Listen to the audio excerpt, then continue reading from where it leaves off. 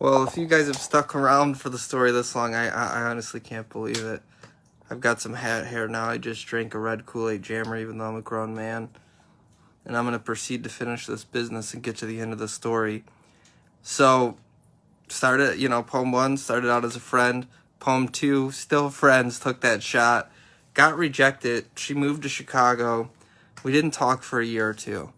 And she came back for my birthday on a bus. I was surprised, came to my birthday party. And I didn't want her to have to go back home. So I rode the bus back to Chicago with her, right? There was a guy in front of us who was talking about how he had broken ribs and he was saying all kinds of crazy shit. Real good setting for a romance. And the bus, I wouldn't recommend it. So when we got back there, I got my own hotel room, and I told her again, I can't remember if it was right then or, shortly after, I was like, we should date. I want you to be my girlfriend. And she said to me, like, why don't you think about it for like a week and make sure you really want to, because you might not.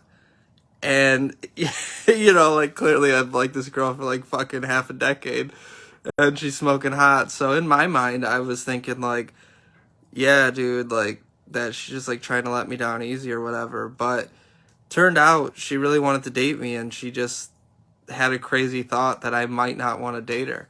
And that, I think, is more important than the poem I'm going to read you guys. Just to let you know, there's a big disconnect between the way that men and women think sometimes. But anyways, here's the fire, because my hair is way too messy tonight. And the starting of the poem is as follows. Untitled. Oh, by the way, I wrote this poem after we started dating. I went to Guatemala shortly after. She was going to come and meet me there, but this is before she got there. And I'm in a on a rooftop of a hotel in Guatemala City. And I'm looking at all these fucking volcanoes under a full moon. It's just absolutely beautiful. So I composed this there inside of a hot tub for her. Looking at that, the volcano eventually exploded and killed people a couple months later, I think, after I left. So it was straight up active volcano, and I only say that because you should see what a sky looks like with an active volcano, right? And I wrote some of this in the jungle, or, outside of a small little city, I can't remember, in a hostel at some point too. So untitled. I'm in a hot tub on a Guatemalan rooftop staring at the moon. Yet, even while surrounded by all this South American beauty, as pink clouds float across the moon, all I can think of is you. Earlier in the day, under the hot southern sun, I saw a burial mask upon a Mayan king's tomb. It was then I realized that even if one man controls a whole kingdom, he can never create as much treasure as the sincerely combined hearts of two Midwestern lovers in two industrial cities, where when it snows there is nothing to do except hold close to each other until it's through. And spring comes, season after season, happiness and sadness, cycle after cycle. They say love is a lie. If so, I'd gladly play the fool. For even if it is a gamble, without it, you already lose. Form is confused with essence, yet energy uses it as a mere tool. All color comes from the same source. White light gives birth to red and blue. When the original star, white light, exploded, it gave birth to all.